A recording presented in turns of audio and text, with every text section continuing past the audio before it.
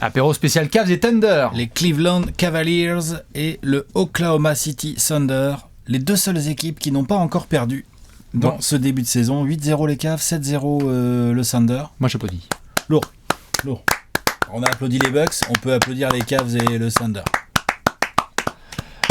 Bravo à ces deux équipes de basketball. Vous êtes bien dans un apéro trash talk dans lequel on va parler d'équipes qui performent. Lève ta main si ta franchise n'a toujours pas perdu de match sur cette saison 2024-25. Il n'y en a que deux. Ça bombe le torse dans la fanbase de Cleveland et d'OKC, et a raison. Nous sommes sur deux équipes qui n'ont toujours pas perdu de match de basket depuis juin dernier. Depuis, des mois et des mois d'invincibilité. Et oui, nous allons faire ce focus sur le groupe d'OKC et celui de Cleveland, dirigé par Mark Daigneault et Kenny Atkinson. Vous inquiétez pas pour le curse, je sais, tout de suite, il y en a qui vont dire « Ah bah voilà, bravo, vous avez fait un apéro, maintenant on perd des matchs. » Si vous pensez que vous alliez faire 82-0, c'est un peu compliqué quand même. Ouais, effectivement. On va pas faire de saison invincible. Et puis, vu comment jouent ces équipes, à mon avis, le curse, elles en ont absolument pas peur. Non. Détente. Tranquille. On prend la concu et on la tabasse à deux, comme dirait l'autre. Les Cavs sont à 8-0, ils ont le meilleur bilan de la ligue. Le Thunder est à 7-0, le meilleur bilan de l'Ouest, le deuxième bilan de la ligue. Ce qui est assez intéressant, c'est que sur ce début de saison, t'as que 3 autres équipes qui suivent à peu près le rythme. T'as Boston qui est à 7-1 quand même. Boston, j'entends bientôt, on va dire ouais, Boston, c'est quoi ce début de saison de merde. Boston, c'est tout doux. Ouais. Et là c'est un peu plus la surprise, les Warriors et les Suns qui sont à 6-1 quand même. Aucune surprise. Mais sinon les autres, tu vois, je veux dire, le troisième de l'Est au moment où on parle, c'est que c'est... Non mais regarde pas le classement, hein, tu triches. C'est les Brooklyn Nets en 4-4. Moi j'ai toujours adoré cette conférence. Et le quatrième de l'Ouest, c'est les Houston Rockets en 4-3. Donc vraiment, les autres ont déjà des bilans plus autour des 50%. Exactement. Voilà. Donc on va pouvoir rentrer en détail évidemment en dessous, sur ces deux franchises. Ouais, on a deux excellents démarrages. Alors on va rappeler évidemment le contexte pour ces deux équipes, ce qu'on a observé, ce que vous avez vu, vous aussi, que vous soyez fan de ces franchises ou simple observateur, ou peut-être que votre équipe préférée a affronté ces équipes et vous vous dites putain, moi j'ai envie de partager. Franchement, avec Sébastien, moi j'ai vu là, les mecs ils ont attaqué, ils ont défendu comme des dingues. Avant ça, quand même, il faut le rappeler, nous sommes le mercredi 6 novembre. Bien sûr. Et qui dit mercredi 6 novembre, date qui va rester dans l'histoire, dit date d'invincibilité et date d'extraordinaire. Nous sommes évidemment le 6 novembre pour la sortie de ce must-have absolu. Si vous connaissez évidemment tous les bouquins qui ont été faits avec la team de Trash Talk, eh bien nous sommes Alex sur l'équipe de France de basketball. Il sort aujourd'hui en physique. Selon Trash Talk, la grande histoire, vous le voyez en sous-titre, il est aujourd'hui dans toutes les bonnes librairies, les Fnac et compagnie. Absolument. 256 pages pour vous raconter, on vous en a déjà parlé pendant les previews et tout, mais pour vous raconter toute l'histoire de l'équipe de France, aussi bien féminine que masculine. Mais ouais. Des très hauts, des très bas, des périodes bien fastes en termes de résultats, de médailles sur la scène européenne, mondiale ou olympique. Vous voulez des profils sur Rudy Fernandez ? Des petits chapitres comme le chapitre 8 qui s'appelle Les ennemis de la patrie. Alors, on va pas se mentir, on va écrire un peu le point serré, quoi. Bien sûr. Voilà. Jusqu'aux Jeux Olympiques de Paris 2024. Exactement. Avec les filles, absolument tout. Vous allez soit, s'il vous plaît, dans votre Fnac ou librairie pas loin de chez vous, ou dans le lien qui est en premier commentaire épinglé. Vous le savez, en cette fête de fin d'année, il n'y a pas meilleur cadeau que de prendre un bouquin Trash Talk. Merci d'ailleurs à tous les copains et copines qui nous ont déjà envoyé des photos. Ouais, on a vu qu'il y avait des gens qui avaient précommandé et qui ont déjà reçu et qui ont déjà balancé leurs photos et qui ont l'air contents de rajouter ce bel ouvrage dans la bibliothèque. Ouais, ça fait plaisir. Donc on va vous en parler un peu... pendant tout le mois de novembre. Ça sera l'occasion aussi de se croiser autour de petites dédicaces, non ? Il est possible tout à fait que ce samedi, on se retrouve à Paris. Tout à fait, Fnac si vous êtes à la Fnac des Halles ce samedi, à partir de 14h, pareil, toutes les infos, on les mettra en escroc, mais c'est simple, première séance de dédicace, lancement du marathon, puisqu'on va aller chez vous. Donc vous pouvez aussi balancer, comme je l'ai fait sur le réseau, c'est vrai, vous pouvez balancer aussi votre ville de prédilection, hein, genre moi je veux que vous veniez à Quimper. Il y a déjà quelques dates de prévues, pas forcément à Quimper. On vous les dévoilera au fur et à mesure. Pas forcément. Moi, j'aime beaucoup Quimper. J'ai pas de problème avec Quimper. Mais pour l'instant, je crois pas qu'il y ait Quimper dans le programme. Dans le programme, ouais. On verra. Donc voilà, mais il y en a déjà plusieurs, donc on va se balader à droite à gauche avec Bastien, et comme ça on va croiser du monde, on va parler équipe de France. Très très hâte de vivre ces moments avec nous, mais voilà, on est très ému et content puisque aujourd'hui, ça n'arrive pas tous les ans, et bien sort la nouvelle pépite collective, l'équipe de France de basketball, selon Trash Talk. Ça faisait 4 ans, le gros livre orange, il est à 4 ans aujourd'hui. Ouais. Enfin aujourd'hui, c'était il y a 4 ans. Voilà. Et si vous voulez un coup de vieux, après on va pouvoir enchaîner, et bien sachez que dans quelques mois, ça fera 5 ans qu'il y aura eu le Covid. Allez, on va pouvoir enchaîner. Voilà, c'est ça. C'était il y a une éternité. Parlons de basket. Et parlons évidemment de basket NBA avec des équipes invincibles, Cavs et Thunder. On va pas parler des deux à la fois. Ce que je te propose, Alex, c'est qu'on scinde un petit peu en deux. Nous allons tout simplement donner la priorité à l'équipe qui a le plus de victoires, les Cleveland Cavaliers. 8 matchs, 8 victoires, impressionnant dans tous les sens. On va partager un petit peu nos réactions. Je demande évidemment à la Cavs Nation aussi de balancer les leurs. Qu'est-ce que tu as observé et qu'est-ce qui t'a marqué sur ce début de saison des Cavs absolument invincibles ? Plusieurs trucs. Ils ont une excellente défense. Ils ont une défense top 5 en ratings. C'est pas vraiment une surprise. Les Cavs, ça fait plusieurs années qu'ils défendent bien. Là, le truc, c'est... est-ce que c'est l'effet Atkinson ? On peut pas toujours tout attribuer au coach, mais bon, force est de reconnaître que là, il y a un nouveau coach et comme par hasard, il y a plein de trucs qui se passent mieux, notamment en attaque où les équilibres sont bien meilleurs. Le Mitchell Garland fonctionne vraiment et dans la durée, et ça a permis à ces Cavs, je trouve, de déjà nous montrer une capacité à gagner plein de types de matchs différents. C'est-à-dire que, bon, déjà, il y a déjà 3 matchs depuis le début de saison où ils ont mis 130 points ou plus. Donc, ils ont tabassé des gens. Ils se cavalanchent. Ah ouais, ils ont tabassé des gens. Je veux dire, Toronto en a pris 30, Washington en a pris 20, Los Angeles Lakers, ils en ont pris 25. Enfin, voilà, il y a des gens qui ont pris des grosses roustes. Des roustes où ta défense est solide, ton attaque est efficace. Et aussi, on en a parlé un peu quand on a fait un magnifique apéro là, que vous pouvez trouver sur la chaîne pour parler des Milwaukee Bucks. Les Cavs ont montré que quand ils ont en face d'eux une bête blessée, une équipe vénère qui les pousse un peu dans leur retranchement, il n'y a pas de panique. On s'applique en défense et puis on exécute dans le money time. Ça, c'est nouveau. Ça a été le cas contre Milwaukee. Ça a été aussi assez énorme. On reparlera de Darius Garland à New York. Oui. Qui est un match clairement test pour Cleveland. Belle victoire. Parce que c'est une très très belle victoire. C'est vrai que tu as raison de le mentionner en premier lieu. Il y a déjà plusieurs cas de figure différents et le type, dans tous les cas, il gagne à la fin. Il y a plusieurs formats, tout à fait. Alors oui, pour rebondir sur ce que tu disais, moi je sens tous les soirs, parce que j'ai maté tous les matchs des Cavs pour le moment, je sens tous les soirs, et je pense que les fans le ressentent aussi, une vraie différence avec l'arrivée de Kenny Atkinson, et ça se sent de balle dans plein de choses. C'était pas comme ça avec Bickerstaff. Plein de choses. Evan Mobley, Mobley, il a mis une petite photo de Bickerstaff au-dessus de son lit, là. Tous les soirs, il fait un petit... Tout à fait. Evan Mobley est en train de faire le leap de joueur là à niveau All-Star. Alors certains vont peut-être regarder juste les stats brutes et se dire attends, il n'y a pas non plus une progression de dingue. Non, mais c'est dans le registre de jeu. Evan Mobley monte le ballon plusieurs fois. C'est pas juste je défends bien, je prends le rebond et après je vais être fantôme. Il est responsabilisé. Kenny Atkinson en a parlé, Evan Mobley aussi. Il se fait limite fouetter, Evan Mobley, si il n'est pas agressif offensivement. Il doit avoir cette agressivité. Ouais, et il y a le coach qui pousse ça et tu sens que le groupe adhère. C'est-à-dire que Garland le cherche, Mitchell le cherche. Il y a plein de... C'est des petites choses, mais en fait, ça compte. Tout à fait. Le nom à l'avant est plus important que le nom à l'arrière. Donc, lorsque vous avez un schéma, définition pour moi du groupe qui vit bien, lorsque vous avez un schéma comme celui de ce lundi soir, Donovan Mitchell est élu joueur de la semaine. Mais c'est un match sur lequel Darius Garland est chaud patate. Les Bucks sont en train de faire un match parfait pour essayer de sauver le navire. Mitchell, il file des balles à Garland. Exactement. C'est que Damian Lillard rentre un gros shoot et que lorsqu'il faut faire les bonnes actions, Donovan Mitchell récupère le ballon et dit Tiens frérot, ce n'est pas moi là, c'est nous. Et ça, d'avoir cette pertinence dans les choix et de leadership de la part de Donovan Mitchell, qui n'est pas seul, c'est aussi des choses qui sont accordées avec son coaching staff. Vincent Collet aussi, mine de rien, il faut qu'on l'ajoute aussi dans le staff. Consultant. The Consultant. Tout à fait. Prochaine série Netflix. The Consultant avec Vincent Collet. Ça fait qu'il y a un équilibre des menaces qui fait que tu ne sais pas par qui tu vas te faire 5 punir. joueurs à 12 points et plus Ty Jerome, qui est super. On l'avait oublié limite que c'était un joueur NBA. Franchement, ça faisait combien de fois ? Il est super. Parfait. Franchement. Parfait. Et donc, ils sont dangereux. T'as pas un Donovan Mitchell à plus de 30 points par match, il est à 25-26 points, c'est un gros scoreur. Mais Garland est à une vingtaine de points. Les Jarrett Allen, Mobley, là t'es à 17-18 points par match. Oui.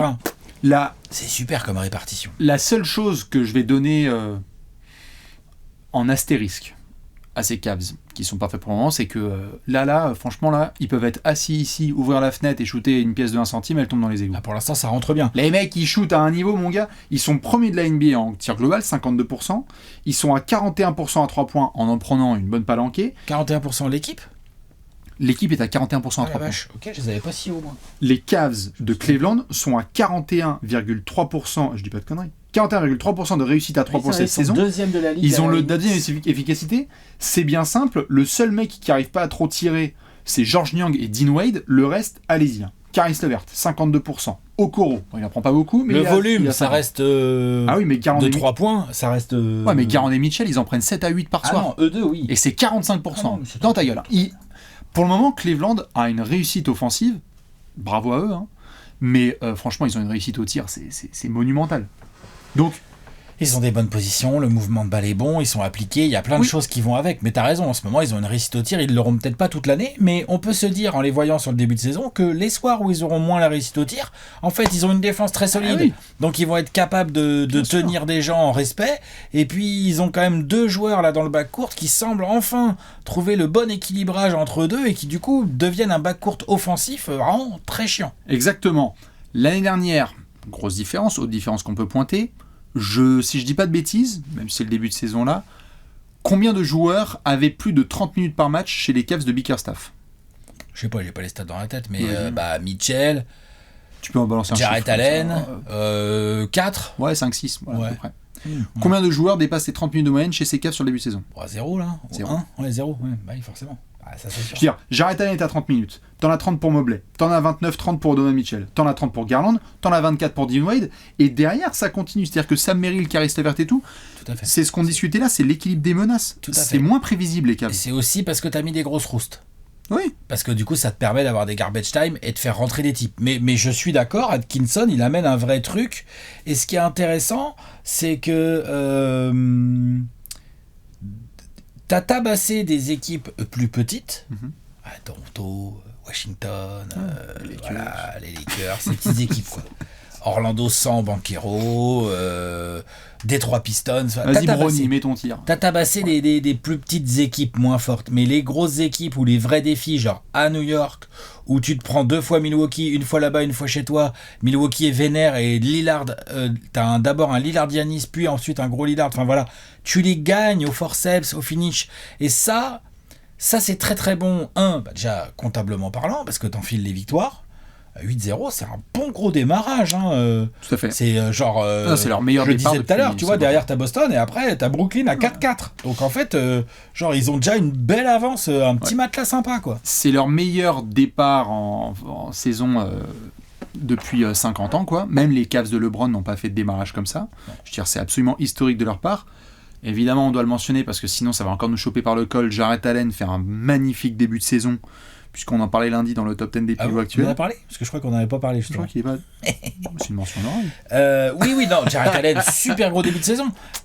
Lui, en fait, ce qui est intéressant aussi de Jarrett Allen à noter, il y a le côté... utilisation différente. Rebond, mais voilà, exactement. Et utilisation différente, et il s'adapte tout de suite. Hein. Il s'adapte tout de suite, ça sent le bon coéquipier. Il y a Mobley qui est en train de vraiment de bien exploser sous ses yeux, ça a l'air de lui faire plaisir. Plus que, tu vois ce que je veux dire ? Et donc ça, j'aime bien aussi la mentalité. Bien sûr. Global, la mentalité du groupe a l'air super. Hein. Non, c'est super. Et ils veulent lâcher aucun match, ce qui parfois est un petit peu le cas de certaines franchises. Hein. On a vu, par exemple, que je crois, la défaite de Boston, je crois que c'était contre Indiana. Il y avait un peu de fatigue de c'est bon, on est champion en titre, vas-y, on s'en bat les couilles, on verra. Et donc ils ont lâché ce match là avec Siakam qui est en feu avec Benedict Mathurin. Exactement, il y a Siakam en feu, il y avait Indiana qui avait très envie de gagner et de montrer qu'ils étaient capables de jouer au basketball, ce qui n'était pas trop le cas depuis le début de saison. Ces Cavs nous donne, comme tu le précises bien là, le sentiment que c'est une équipe qui, quel que soit le contexte, va vouloir se défoncer et aller chercher les wins. Ouais, il y a ce côté-là, il y a le côté genre, non. J'ai l'impression que si on devait pointer un peu, lister les grosses différences avec l'année dernière, il y a un truc sur lequel je peux pas en vouloir à JB Bickerstaff, c'est que de toute évidence, tous les soucis de santé et personnel de Darius Garland sont hors de la porte. Ça c'est sûr, Bickerstaff, et ça c'est pas contre JB. Ça sur son compte. Je suis d'accord. C'est le retour de Darius Garland level All-Star il y a 2-3 ans, donc ça change la donne. Du coup ça aide à avoir une meilleure circulation de balles et une marque plus répartie. On est d'accord. Les money time qui ont été gérés, parce que tu as parlé de branler, les money time pour le moment, il y a eu un gros shoot de Donovan Mitchell, très bien Milwaukee, mais alors sinon c'est Darius Garland time. C'est Darius Garland time avec un spacing un petit peu mieux pensé. Bien sûr. Des petits systèmes en sortie de temps mort aussi, genre, pardon, mais Bickerstaff, je l'avais pas vu faire ça, moi, après, Non, je te confirme. Je peux me tromper. Non, tu sens que le groupe adhère différemment, tu sens qu'il y a une niaque autre, et puis surtout, utilisation de Mobley. Et Mobley, vraiment... Utilisation de Mobley. Mobley, c'est une licorne, en fait. Hein. Oui, ça, alors... Non, mais je veux dire, en fait, dans le sens... Ça en est vraiment ça, une, on savait. Ouais, mais là, ça y est, on le voit. C'est-à-dire qu'il fait peut-être partie des joueurs, là, tu vois, sa 4e saison, Mobley. Mobley, il a un potentiel assez fou. Et on avait toujours dit, toi et moi je suis gros fan, toi t'étais un peu moins, mais que de Mobley, non mais moi je suis gros fan, toi tu disais, je veux voir son potentiel offensif, son shoot, son spacing, tout ça. Là, on commence à voir des choses. On commence à voir des choses où on se dit, ouh là là là là là là. Genre, on voit des moves, on voit des actions où il prend un rebond, il remonte la balle. On savait pas qu'il avait ce handle, par exemple, tu vois, qu'il avait cette capacité, pas forcément.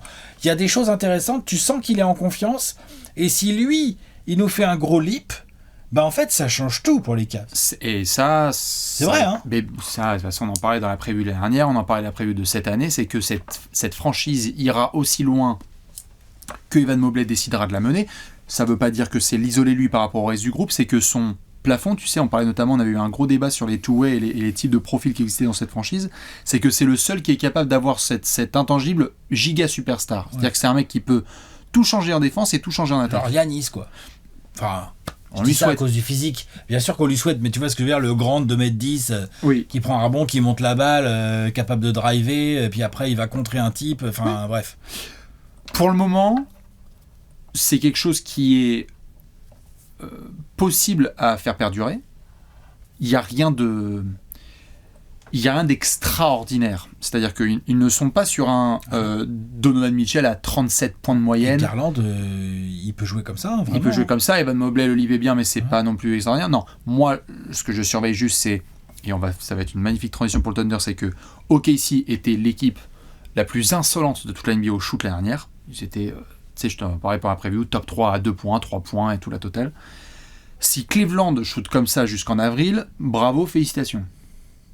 Non, quelle va être leur capacité à bien jouer, à gagner des matchs quand ça va moins bien shooter. Donc ces capacités défensives, ces capacités à poser les bons systèmes au bon moment, ça va être ça, le truc des grandes équipes. Le truc des grandes équipes, quoi. Absolument. Est-ce qu'on est en train de voir la naissance d'une grande équipe, ou est-ce que juste Cleveland, en fait, ils vont faire une grosse régulière, et puis bon, sur la fin de saison, la dynamique va être un peu moins bonne, et puis au premier tour de play-off, ça va tomber sur je ne sais quelle équipe un peu vénère, et puis il s'en va, quoi. Ou au deuxième tour. Tu vois ce que je veux dire ? Ils posent en tout cas les bases d'équipes qui passent des caps, on va pas se mentir quand même. Ah ouais, c'est pour ça que j'en parle. Parce que c'est ça l'idée. Oui. Et les fans des Cavs le savent, je le disais en rigolant, jusqu'à ce que Darius Garland se prenne le protocolaire coup d'épaule dans la mâchoire qui pète. Oui, les blessures, comment ils vont gérer ? C'est-à-dire que pour le moment, on peut faire un listing des franchises qui sont très très hauts. Cleveland, on touche à rien en termes de kiné. La kiné, elle est en RTT depuis début octobre. Il n'y a pas de problème. C'est clair qu'à OKC, c'est pas la même. OKC, c'est pas la même. Boston, Jalen Brown, c'est pas la même pour Porzingis. Tu veux qu'on fasse qui d'autre ? Bon, Golden State et Phoenix, c'est plutôt au complet quand même. Hein. Golden State, c'est plutôt bien au complet. Golden State, il y a des absences, de Steph notamment. Oui. Ça s'est bien récupéré parce que Buddy... Il est revenu déjà, et puis en fait, Buddy, de toute façon, comme il a Klay Thompson, il a un Klay Thompson dans chaque doigt. Dans chaque doigt, tout à fait. Voilà. New York, qui a de la blessure. Je veux dire, c'est une des thématiques du début de saison aussi, c'est qui évite le plus les balles des blessures. Les Suns, si, il y a eu Bradley Beal un peu. Les Suns, t'as eu un peu de Bradley Beal, mais ça démarre bien. On a... Et Boston, Porzingis, c'est pas là. Hein. Oui, non, Porzingis, c'est pas là. On a eu quelques franchises comme ça où, pour le moment, il n'y a pas du full 100% tout le groupe. Cleveland compte sur l'intégralité de ses joueurs et ça se passe bien. On touche du bois pour que ça continue comme ça. On va pas poser de curse. Je suis obligé de parler de calendrier. Vas-y. Fais voir un peu combien de wins ils vont. Combien de wins ? Et moi, ce qui m'intéresse à savoir, c'est jusqu'à combien ils vont avant de perdre. Où est-ce qu'ils vont perdre ? Alors, là, ils vont se déplacer à New Orleans. Ça gagne. New Orleans, sur le papier. Il y a des blessés. Ça gagne. Pour le coup, l'infirmerie, c'est pas là. Il y a des blessés. Et New Orleans, bon, il y a eu des soirs où il y avait Zion et c'était extraordinaire. Il y a des soirs où il n'y a pas Zion et donc il a fallu juste compter sur un gramme. Et même les Hawks ont gagné là-bas. Donc, à voir qui va être présent aussi en face. Ils ont beaucoup de blessés en plus, les pauvres. Ils ont, non mais eux, c'est Murray, tout ça. Eux, c'est vraiment le cimetière. Murphy, Herb Jones, tout le monde. C'est vraiment le cimetière indien là-bas. Le match immanquable, c'est ce vendredi soir. À domicile, Cavs Warriors. D'ailleurs, j'en profite pour le souligner pour les copains qui suivent pas forcément sur Twitter. Qu'est-ce que vous foutez ? Je l'ai balancé l'autre jour, je me permets Alex. Nos amis de Golden State, ils vont à Boston mercredi soir. À Boston, ça c'est le Steve Carrico. Et ils vont tout à fait. Ils font à Boston mercredi soir, à Cleveland vendredi soir, et ils vont à OKC dimanche soir. Oh bah ça va, c'est bien, c'est un petit road trip sympa ça. Quand ils rentrent, ils jouent Dallas. Ouais. Donc tu vois, il y a des. Donc c'était juste pour le petit clin d'œil pour nos amis les Warriors. Cleveland. Donc je disais là, tu vas jouer nos amis. Au Pélican, tu peux gagner. Golden State à la maison, tu peux gagner. Oui. Tu peux perdre aussi. Tu joues encore à domicile contre Brooklyn. Tu gagnes. 11-0 là, déjà. Tu vas à Chicago. Tiens, c'est là que tu perds. Tiens, je te le dis moi. Chicago, ils rigolent pas du tout. Moi, je te dis, c'est là que tu perds. Moi, je pense que c'est le 14 à Philadelphie. C'est le match suivant. Je suis pas sûr. Je vois bien Cleveland bien motivé. En plus, pas aimé. Non, je les vois bien perdre un grand Vucevic, un grand Kobe White Vucevic. Donc je vous refais le programme, comme ça vous dites. Et en plus, après, ça rejoue, mais contre Chicago. Donc là, c'est le boîte à mort. À New Orleans, contre Golden State, contre Brooklyn, ça gagne. À Chicago, ça perd. À Philadelphie, contre Chicago, contre Charlotte et à Boston. Si vous arrivez à Boston en antenne nationale sur TNT le 19 novembre, donc là c'est full Sans avoir encore perdu.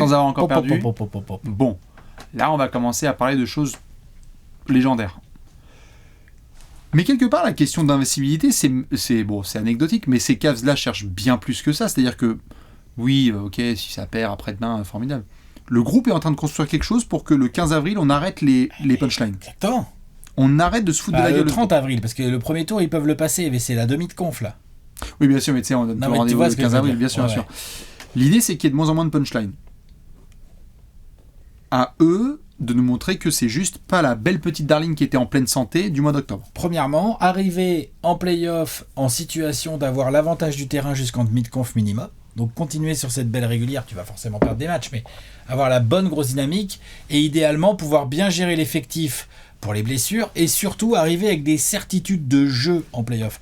Là, l'équipe que je vois démarrer cette saison, c'est une équipe, je me dis, ça peut, il peut faire vraiment mauvais temps à aller jouer en play-off, ceux-là. Ouais, là, comme ça, là, comme ils sont là. Bien sûr, bien sûr. Vraiment, relou.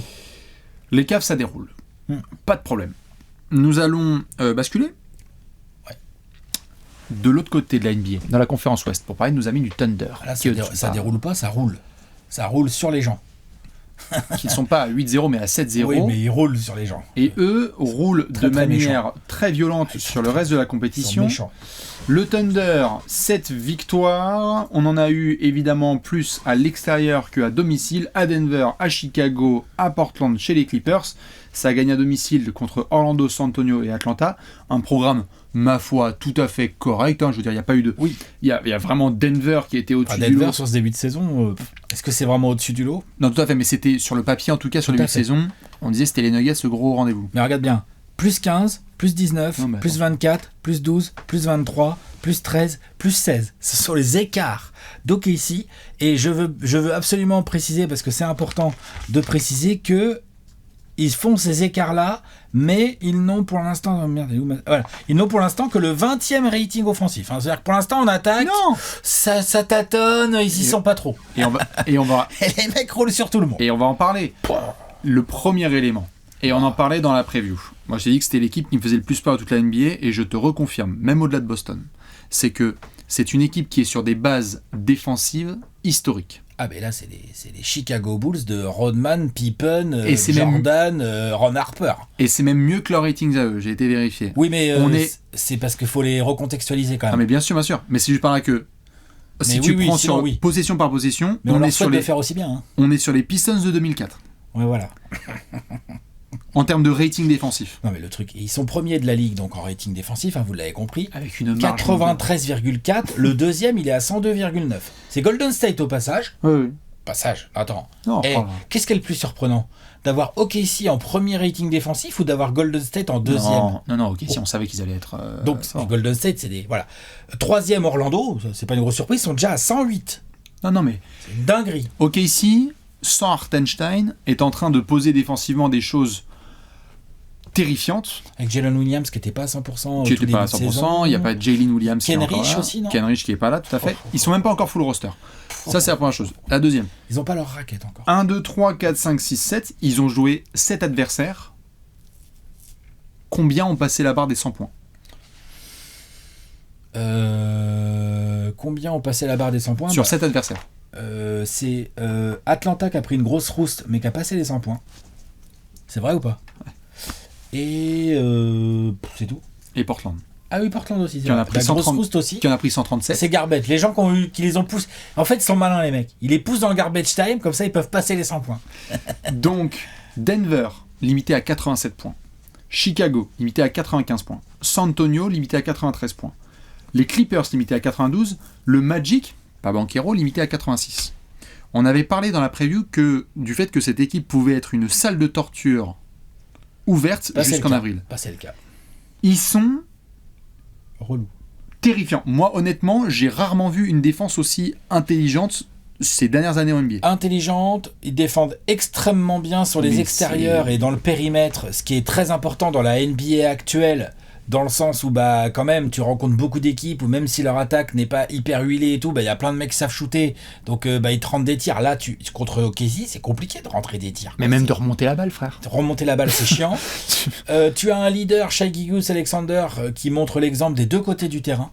Vraiment, vraiment, vraiment. Ouais, tout à fait, sans être très performant sur le début de saison. Hein. Shai, on va en parler offensivement. Il y a quand même 26 points par match avec 7 passes. Donne-moi les pourcentages. Ouais, les pourcentages. Ah non, mais de toute façon, donne-moi les pourcentages de Shai. Ouais, non, les pourcentages. On n'est pas dans ces standards. 47% au tir quand même, c'est surtout à 3 points. Ouais. Où il est à 28%. Avec beaucoup de tentatives. Mais on n'est pas sur les standards. Il a 47% au tir et il rentre 93% de ses lancers quand même. Oui. Genre, quand même. On est sous cette passe d'ess. On est sous les standards de Shai Gilgeous. Un peu sous les standards, je suis d'accord. Il prend du rebond, intercepte, il contre, machin, tout ça. Jalen Williams, j'arrive sur Chet Holmgren après, mais Jalen Williams, c'est bien. 18 points, 6 rebonds, 5 passes d'ess. Il prend ses responsabilités dans la création. Il a bien progressé encore, je trouve, côté création. C'était bien là contre Orlando, mais il y a eu notamment sur le début de match. Mais pareil, il est sous ses potentiels. Mais il n'était pas tout à fait à 100% au départ. De toute façon, ils ont que la 20e attaque de la ligue. Donc c'est qu'ils ont de la marge en attaque. En défense, honnêtement, je dis pas que c'est pas possible, mais on souhaite pour le reste de la NBA qu'OKC puisse pas défendre mieux. Mais ils peuvent. Ils peuvent sûrement avec l'arrivée d'Hartenstein. Mais par contre, une chose est sûre, ils peuvent attaquer mieux. Ça, c'est sûr. Tu vois, vraiment sûr. En fait, ils peuvent attaquer. Ils peuvent attaquer mieux, mais là où je préciserais, c'est juste, selon moi, ils peuvent attaquer aussi bien, mais ils peuvent shooter mieux. Non, mais tu vois, je veux dire, dans le registre de jeu, OKC joue à peu près dans ses standards. Juste la différence avec l'année dernière, c'est qu'on en parlait avec les Cavs. OKC, c'était le scandale absolu de la NBA. Je me remets les chiffres, on en avait parlé dans les 30 previews. OKC, l'année dernière, ils avaient le premier pourcentage de la NBA à 3 points au collectif, 39%. Ils avaient le troisième pourcentage au collectif à 2 points, 49,9%. Et ils étaient à 83% de réussite au lancer franc. En l'état, sur le début de saison, donc c'est un tout petit sample, hein, ils sont à 35% à 3 points, 18e pourcentage. Ils sont à 46% au tir, 16e pourcentage, donc t'es average, quoi. Et au lancer, t'es à 78%, donc pour le moment, ça shoot moins bien. Et ça shoot moins bien, donc globalement, si ça shoot un tout petit peu mieux, en faisant le même mouvement de balle qui est plutôt bon, même si je le trouve parfois un petit peu moins... un peu différent, ils intègrent un peu plus Holmgren, c'est complètement différent aussi, ils attaquent pas tout à fait de la même manière, hein. Ça doit jouer sur leur tir aussi, mais oui, ils peuvent être plus efficaces en attaque, ils peuvent passer du 20e rating défensif au 10e, ça serait même pas une surprise de ouf, et là, ça devient terrifiant. Les aspects que moi je vais surveiller, c'est pas une équipe qui... C'est pas une équipe qui, par le passé, a provoqué énormément de lancers francs. L'année dernière, ils n'étaient pas non plus extraordinaires. Là, ils sont derniers de la NBA. Bon, t'as Shai, mais les autres, c'est vrai que c'est compliqué. Ça ne provoque pas de lancer le Thunder. Et je pense que ça ferait du bien aux joueurs d'aller chercher des points faciles. Non pas pour creuser l'écart, parce qu'ils sont déjà ils mettent des roustes de 10-20 points comme ça en dormant. Non, mais pour se mettre en confiance. Mais pour se mettre en confiance. Non, je suis d'accord. Je crois que c'est bien de trouver un petit peu le chemin des filets et qu'en fait, aujourd'hui, le Thunder, c'est une équipe qui ne provoque, donc ne tente et ne met pas assez de lancers francs. Donc il faut trouver cette rythmique-là. Là, je sais même pas, je vais voir avec Shai. Il y a 5-6. Shai, il tente 6 lancers par match. Il en tenté entre 9 et 11 les deux dernières saisons. Donc il faut monter un peu plus en régime. Jalen Williams aussi, parfois il a tendance à un tout petit peu trop chercher le petit pull-up. Alors, il en rentre, hein, attention. Hein. Ouais, bien sûr. Mais plutôt que d'aller chercher les lancers alors qu'il a le corps et le handle pour. Hein. Tout à fait. grosse satisfaction, on en a parlé dans les conclusions hâtives, c'est que en l'état là, Chet Holmgren,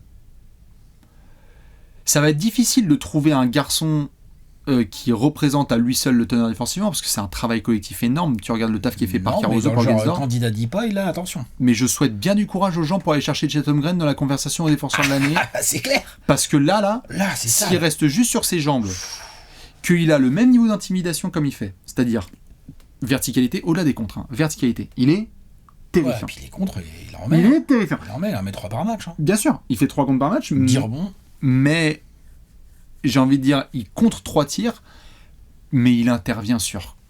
Ah, mais ça, bien sûr. Sur quoi ? Sur 20 shoots par match.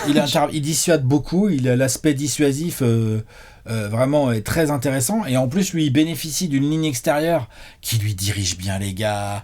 Je veux dire que quand tu as réussi à te sortir de la tenaille d'Ort, tu vois, ou Shai, ou les deux, ou Jalen Williams, et que tu arrives vers le cercle, il y a Chet Holmgren. C'est tout le truc de cette défense d'OKC. Mais effectivement, aujourd'hui, le défenseur de cercle, le protecteur de cercle et le gros rebondeur d'OKC, qui est donc la meilleure défense de la ligue, genre de loin, c'est Chet Holmgren.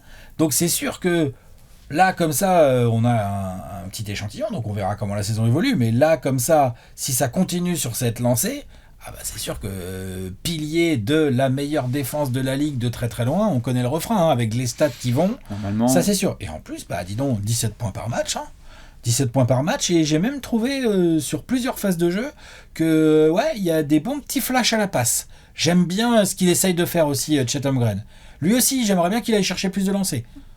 Il va certainement aller en chercher, mais c'est vrai que, comme je t'en parlais là, en effet, et tu rebondis dessus, les lancers francs vont être quelque chose que je vais surveiller. La réussite à 3 points, parce que oui, il y a des petites modifications de jeu, mais très clairement, OKC ne tire pas pour le moment à l'efficacité. C'est comme Shai, ça rentre pas assez là. Et tout à fait, et ça va revenir. On vient de dire que les Cavs étaient en feu, ça se trouve, ça va se réguler, le Thunder va un petit peu le truc.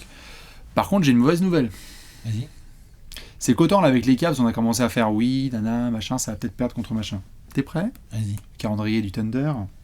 1, 2, 3, 4, 5, 6. Ils vont démarrer une homestand, donc au Paycom Center, là, de 6 matchs consécutifs devant leur public. C'est-à-dire que là, ils ont fait ça, là, la plupart c'était à l'extérieur.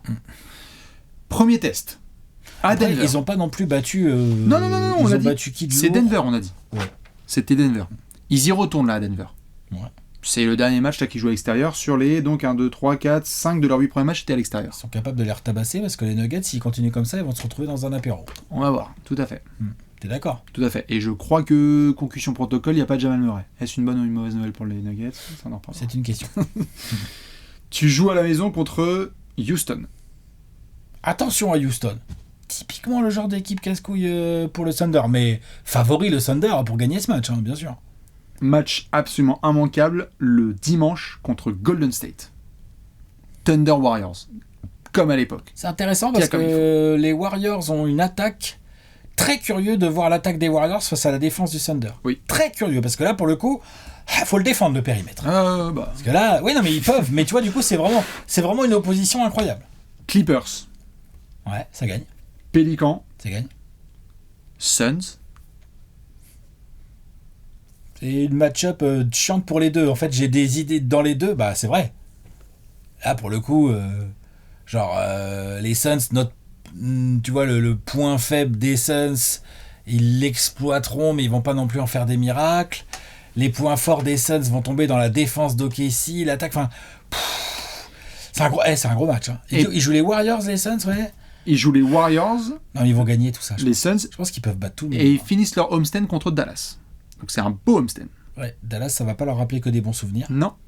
Puis s'il y a bien une équipe qui peut en avoir rien à foutre de ta défense, c'est Dallas. C'est Dallas aussi. C'est un match à l'autre, mais je veux dire, potentiellement, tu peux défendre très très bien, mais ouais, c'est ça. En fait, Kyrie Irving, il en avait rien à faire. Ou Luka, évidemment. Donc à Denver, contre Houston, contre les Warriors, contre les Clippers, contre les Pels, contre les Suns, contre les Mavs. C'est à la maison, mais il y a du gros. Il y a du gros, mais quand je dis par mauvaise nouvelle, c'est que si ça se trouve, là, on a vu que le Thunder en déplacement surtout, et on n'a pas encore vu... Moi, honnêtement... Oui, il y a eu une petite explosion là contre les Blazers, mais bon, merci Portland, bravo pour votre participation. On n'a pas encore vu le ou les matchs du Thunder qui shootent bien. Ou les matchs durs, parce qu'ils jouent dur. C'est bien sûr. Ils jouent très dur, pas que défensivement. Si ça rentre, tout court. si ça rentre, je ne souhaite à personne d'être l'équipe qui va jouer contre le Thunder le soir où ça rentre. Moins 40. Je pense qu'il peut y avoir 40, voire des trucs... parce que même le second unit après, c'est des ouf. Hein. Parce que là, par exemple, on s'est bien occupé de Doc Rivers dans l'apéro des Bucks. Des nuits, on est sur le début de saison. S'il faut, AJ Michel, s'il faut ton poteau là, Dion Jones, je sais plus qui. J'aimerais bien le voir un peu. Du coup. Il a joué un petit peu, je crois que c'était contre Portland, je l'avais vu jouer sur le terrain. Plus que dans des garbage. Lorsqu'il faut responsabiliser, moi j'adore, on avait parlé de la prolongation de Aaron Wiggins et d'Isaiah Joe, là il est en train de la responsabiliser. Wiggins, il fait un bon début de saison. Wiggins, fait un début de saison de malade. Il y a eu déjà des petites responsabilités qui sont données à des garçons. On a vu aussi pour Ousmane, on a vu pour Cason Wallace. Donc, tu sens qu'en fait, ils ont... Je suis désolé, mais... Peut-être que ma take, elle va être un petit peu brutale et tu vas me dire ce que tu en penses, mais je trouve que le Thunder a encore plus de marge que les Cavs. Je suis d'accord. Je suis d'accord, vu qu'ils peuvent... Je suis sûr qu'ils peuvent mieux attaquer. Je suis pas sûr que les Cavs peuvent tellement mieux jouer. Non. Peut-être un peu, mais je suis pas sûr. Alors que le Thunder, je suis sûr qu'ils peuvent mieux attaquer. Sûr. Par contre, je suis sûr aussi qu'ils ont eu un calendrier plus facile pour démarrer la saison. Oui. Les Cavs ont battu des gens. Hein. Ah, bien sûr. Le Thunder, franchement, voilà. Là, ils vont jouer les Warriors. Ils vont jouer, tu m'as dit quoi ? Les Suns, les Mavs. Tu vois, genre, les Suns, les Mavs. Ils vont jouer des équipes qui, tu vois, genre, Suns, Warriors, déjà, c'est des équipes qui sont en forme et qui jouent bien et qui gagnent des matchs. Tu vois, donc ça va les changer de Portland et d'Orlando qui vient de perdre Banchero, quoi. Non, mais tu vois. Ouais. Donc mais ils sont plus forts sur le papier. Le Thunder est plus fort que tout ce monde. Ça perd au bout contre qui ? Redis dans l'ordre là, c'était quoi ? À Denver. Non, ça perd pas. Contre Houston. Non plus. Contre les Warriors. Non. Contre les Clippers. Non. Contre les Pelicans.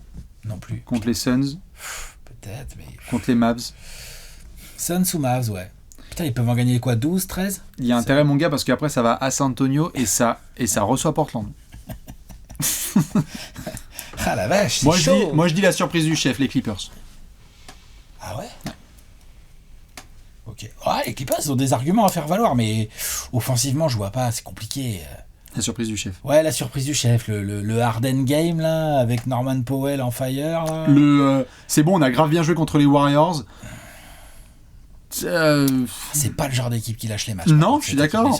Mais moi, je crois pas du tout à ça. Moi, je t'ai dit, c'est l'équipe qui me fait le plus peur toute la nuit. Oui, non, mais là, en régulière, voilà, faut trouver. Ok, non, moi, je dis plutôt